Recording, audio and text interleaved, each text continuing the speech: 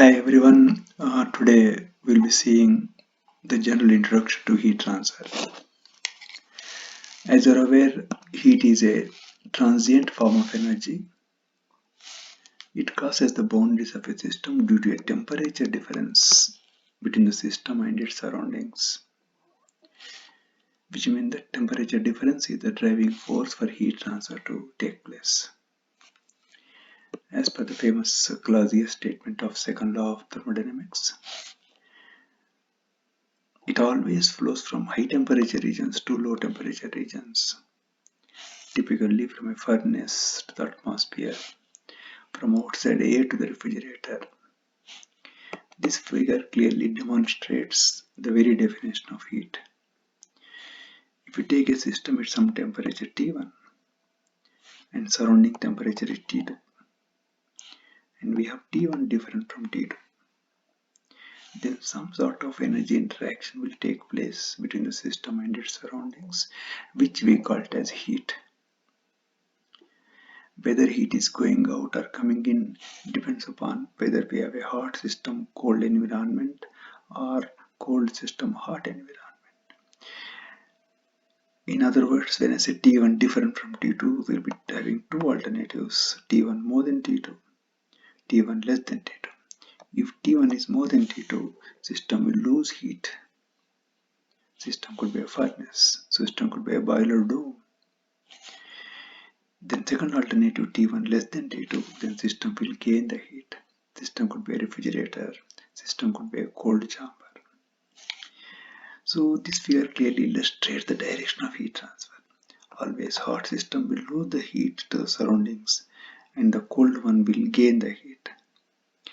And this process would go on till temperatures are equated, that is T1 is equal to T2. The reason why we call heat as a transient form of energy, temporary form of energy, then many times we get a feeling that only principles of thermodynamics will be enough to make any heat transfer analysis.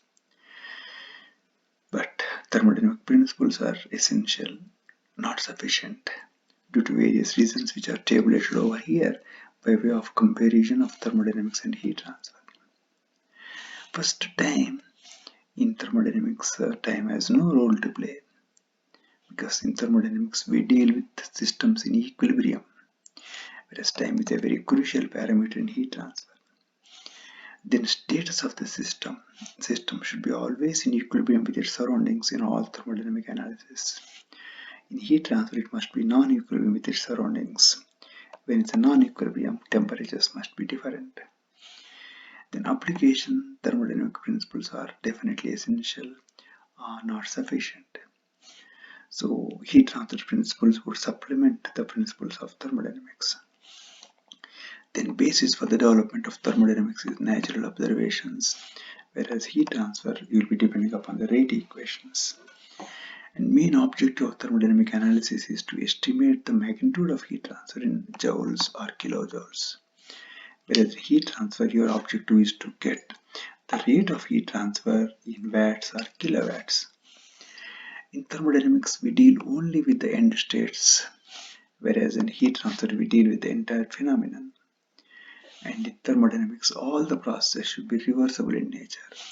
But heat transfer, by default, they will be irreversible. And analysis will be completely theoretical and hypothetical when it comes to thermodynamics. And it will be completely experimental and real time when it comes to heat transfer. So this table clearly illustrates that principles of thermodynamics will have to be used, but they will not give us the end result. So we have a typical illustration of comparing heat transfer with thermodynamics. We have a vessel filled with some liquid of mass ml, temperature TL, specific heat CL. Then we have a hot billet, maybe metallic billet of mass MB, temperature TB and specific heat CB. And we assume that this entire system is isolated from the rest of the world. And if you use the first law analysis, we can always make the energy balance. That is, heat lost by the billet is equal to heat gained by the liquid. So the moment you place this billet inside the liquid, it's going to lose heat if it is hot. liquid is cold. Then we can always write this Q as minus MbCb T equilibrium minus Tb, which is equal to MlCl T equilibrium minus TL. Minus sign indicates that the billet is losing heat. And T equilibrium is the final equilibrium temperature, which will be common for both the billet and the equilibrium. And by simplifying this, we can get T equilibrium as MbCbTb plus MlClTl by MbCb plus MlCl, and obviously T equilibrium should lie between Tb and TL, less than Tb and more than TL. So these are what we can do by means of first law analysis, because first law of thermodynamics is all about energy balance. And when you try to resort to second law analysis, which is all about entropy calculations, feasibility analysis, first we can find out the change in entropy of the billet, which is going to be negative, that is MbCb log T equilibrium by Tb. Your temperatures must be in Kelvin as per thermodynamic restrictions. Since T equilibrium is less than Tb, this ratio is going to be less than 1. Log of anything less than 1 is negative, so entropy of the billet will be down. And we can calculate the change in entropy of the liquid, which is MlCl log T equilibrium by TL. This is going to be positive, it is going to be up, much more up than this down. Then change in entropy of the universe, which is the sum of the changes in entropies of billet and the liquid, which has to be positive for the process to be possible and feasible. And how much positive, that will determine how quickly the process is taking place. This is all what we can do using the principles of thermodynamics. But if you ask any metallurgical engineer what exactly he or she is interested, then they say that why do we require energy balance, why do we require entropy calculations? In practice, they need something different. They need typically temperature, time, history of the billet. At what rate the billet is getting cold, in what way it is going to improve the mechanical properties of the billet. Then time required for the billet to attain equilibrium temperature. That's the second thing any metallurgist would like to have. Then actual mechanism of heat transfer. That's going to be very crucial. Most importantly, heat transfer rate from the billet to the liquid. That is small q in watts or kilowatts. So typically we would like to have temperature time history in this format, in the tabular form or in the form of a graph. Initially billet temperature is Tb, then after every 30 seconds what the temperature, or after every 1 minute what the temperature you want to record, and you want to plot a graph. You want to find out the slope of this curve, and you want to know whether it is sluggish or whether it is swift. That's going to determine the metallurgical properties of the final billet. So all these above parameters are relevant for the practical applications in any metallurgical engineering, metallurgical industry.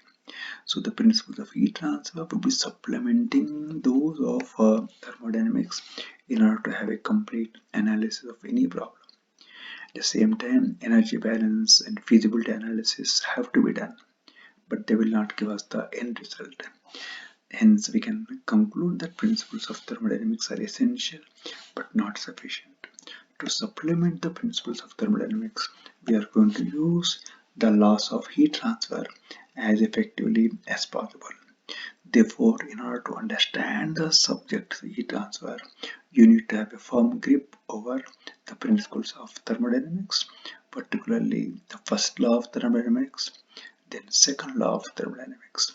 As you are aware, first law is all about energy balance, conservation of energy, and second law is all about reversibility, irreversibility, and entropy calculations. So with this, we will try to appreciate the principles of heat transfer, and we will use for various types of practical applications.